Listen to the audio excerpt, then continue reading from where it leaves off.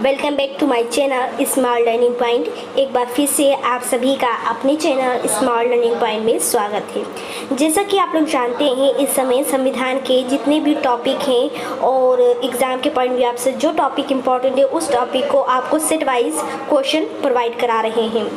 तो आपका कल जो संविधान भाग था सेट 1 वो उतना ही था। आज नया टॉपिक लेकर आए हैं जो कि काफ़ी इम्पोर्टेंट है, संविधान के अनुसूचियों से संबंधित प्रश्न। यह आपका सेट नंबर 1 है जो कि एग्ज़ाम के पॉइंट ऑफ व्यू से इस टॉपिक से रिलेटेड जितने भी क्वेश्चन है बहुत ही इम्पोर्टेंट है, इसलिए आप लोग कहीं भी वीडियो के स्किप ना करें। ओके, चलिए, अगर आप चैनल पर न्यू हैं तो चैनल को सब्सक्राइब करना एंड शेयर करना वीडियो को ना भूलें। आइए जल्द फटाफट आ जाइए यहाँ सेशन में जुड़े। देखिए, यहाँ है वर्तमान में भारतीय संविधान में कुल कितनी अनुसूचियाँ हैं। ऑप्शन आपका है 8, ऑप्शन बी है 10, ऑप्शन सी है 12। तो वर्तमान में भारतीय संविधान में कुल कितनी अनुसूचियाँ हैं? आपका सी ऑप्शन इस द राइट ऑप्शन है। नेक्स्ट क्वेश्चन है कि संविधान सभा की प्रारूप समिति द्वारा प्रस्तुत प्रारूप संविधान में कितनी अनुसूचियाँ थी? ऑप्शन ए, ऑप्शन बी है राइट। आपका option B is the right option है। तो संविधान सभा की प्रारूप समिति द्वारा प्रस्तुत प्रारूप संविधान में कितनी अनुसूचियाँ थी? 8। Option B is the right option. Next question है संविधान सभा द्वारा अंतिम रूप से पारित संविधान में कुल कितनी अनुसूचियाँ थी? आपका ऑप्शन है ए, ऑप्शन बी 8। तो संविधान सभा द्वारा अंतिम रूप से पारित संविधान में कुल कितनी अनुसूचियाँ उस समय थी? उस समय 8 थी, इसलिए आपका B option is the right option हो जाएगा इस क्वेश्चन का। मूल संविधान में कितनी अनुसूचियाँ थी? आपका जो नेक्स्ट प्रश्न है यहाँ, मूल संविधान में कितनी अनुसूचियाँ थी? Option A is the right option हो जाएगा। उसी थर्ड वाले क्वेश्चन को थोड़ा उलट कर यहाँ पूछा कि मूल संविधान में कितनी अनुसूचियाँ थी। यहाँ वर्तमान नहीं पूछ रहा है, यहाँ पास्ट पूछ रहा था, इसलिए option A is the right option हो जाएगा। जो कि ये टॉपिक जो है एग्जाम के पॉइंट भी आपसे बहुत ही इंपॉर्टेंट है। और अगर आप भी SSC GD, SSC CGL, SSC HCL या एसएससी सीपीओ या एसएससी अदर कंपटीशन या यूपीएसआई पुलिस अदर कंपटीशन की तैयारी कर रहे हैं, जो कि आपके लिए ये सारे संविधान के जितने भी टॉपिक हैं एग्जाम के पॉइंट भी आपसे इंपॉर्टेंट है। काफ़ी बार यह सब क्वेश्चन देखने को मिले हैं। नेक्स्ट क्वेश्चन की तरफ चलते हैं कि हमारा नेक्स्ट क्वेश्चन क्या है। अगर आप चैनल पर न्यू है, अभी तक चैनल को सब्सक्राइब नहीं किया तो कर ले। नेक्स्ट क्वेश्चन है कि संविधान संशोधन अधिनियम द्वारा भारतीय संविधान में नवी अनुसूची जोड़ी गई थी। तो किस संविधान संशोधन अधिनियम द्वारा भारतीय संविधान में नवी अनुसूची जोड़ी गई थी? ऑप्शन है पहला संशोधन द्वारा। तो पहला संशोधन इस द राइट ऑप्शन हो जाएगा। तो संविधान के संशोधन अधिनियम द्वारा भारतीय संविधान में नवी अनुसूची कब जोड़ी गई? पहला संशोधन अधिनियम द्वारा। ठीक है। नेक्स्ट क्वेश्चन है आपका है कि 92 संविधान संशोधन अधिनियम द्वारा 1985 ईस्वी में कौन सी अनुसूची को भारतीय संविधान में शामिल किया गया है? ऑप्शन है नवी, नहीं, 10वीं। तो 92वें संविधान संशोधन अधिनियम 1985 ईस्वी में कौन सी अनुसूची को भारतीय संविधान में शामिल किया गया है? B is the right option है 10वीं अनुसूची। ओके। नेक्स्ट क्वेश्चन यहाँ आपका है 73वें संविधान संशोधन अधिनियम द्वारा भारतीय संविधान में कौन सी अनुसूची जोड़ी गई? नवी तो आपका पहला था, 10वीं आपका 92 था और 11वीं आपका 73वें हो जाएगा। ठीक है।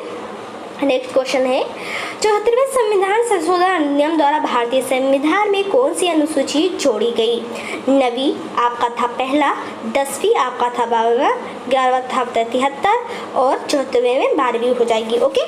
नेक्स्ट क्वेश्चन है संविधान की तृतीय अनुसूची का संबंध किससे है? राज्यसभा के प्रतिनिधित्व से नहीं, भाषाओं से बिल्कुल नहीं, शपथ ग्रहण से, महत्वपूर्ण पदाधिकारियों के वेतन से। तो संविधान के द्वितीय अनुसूची का जो संबंध है वो महत्वपूर्ण पदाधिकारियों के वेतन से है। D option is the right option है।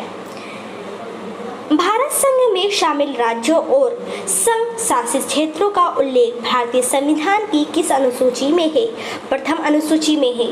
भारत संघ में शामिल राज्यों और संघ शासित क्षेत्रों का जो उल्लेख है वो भारतीय संविधान के किस अनुसूची में पूछ रहा है?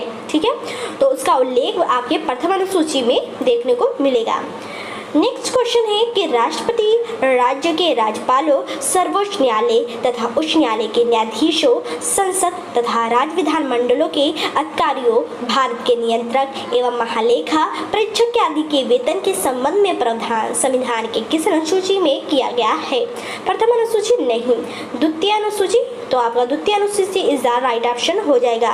तो आपका क्वेश्चन क्या कह रहा था कि राष्ट्रपति राज्य के राज्यपालों, सर्वोच्च न्यायालय तथा उच्च न्यायालय के न्यायाधीशों, संसद तथा राज्य विधानमंडलों के अधिकारियों, भारत के नियंत्रक एवं महालेखक परीक्षक आदि के वेतन के संबंध में प्रावधान संविधान की किस अनुसूची में है? तो अनुसूची पूछ रहा था यहाँ आपके प्रावधान किससे वेतन के संबंध में, तो वह द्वितीय अनुसूची में इनका सबका जो वेतन होगा वो द्वितीय अनुसूची में देखने को मिलेगा। नेक्स्ट है भारतीय संविधान की तीसरी अनुसूची का जो संबंध है वो राज्य के विधान प्रतिनिधित्व से नहीं, शपथ तथा प्रतिज्ञान से है। तो भारतीय संविधान की जो तीसरी अनुसूची है उसका संबंध किससे है? शपथ तथा प्रतिज्ञान से है। नेक्स्ट क्वेश्चन यहाँ आपका है संविधान की किस अनुसूची में प्रत्येक राज्यों तथा संघ राज्य क्षेत्रों के लिए राज्यसभा में स्थानों के आवंटन की सूची है? तो आपका first option, second option and third option wrong है। यहाँ चतुर्थ अनुसूची इज द राइट है। तो आपका प्रश्न क्या था कि संविधान की किस अनुसूची में प्रत्येक राज्यों तथा संघ राज्य क्षेत्रों के लिए राज्यसभा के स्थानों के आवंटन की सूची है? तो वह चतुर्थ अनुसूची में है। नेक्स्ट है निम्नलिखित में से भारत के संविधान के किस एक अनुच्छेद अनुसूची का संबंध स्वशासी जिला परिषदों से है?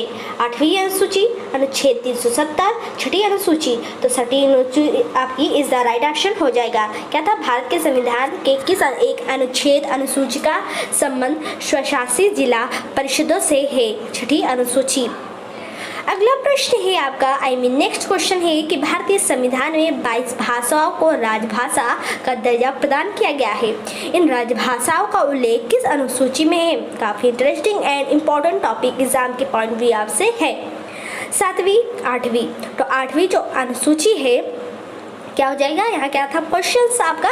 भारतीय संविधान में 22 भाषाओं को राजभाषा का दर्जा प्रदान किया गया। इन राजभाषाओं का उल्लेख किस अनुसूची में है? तो वो 8वीं अनुसूची में है। भारतीय संविधान की 8वीं अनुसूची का संबंध किससे? अभी आपने पढ़ा ऊपर, जैसा कि मैंने बताया कि राजभाषाओं का संबंध 8वीं अनुसूची से, तो यहाँ भी पूछ रहा है उसका उल्टा थोड़ा सा। ठीक है, भारतीय संविधान की 8वीं अनुसूची का संबंध किससे? राज्यसभा की सीटों के आवंटन से नहीं, संघ राज्य और समर्थित सूची से बिल्कुल नहीं, भाषाओं के साथ से है।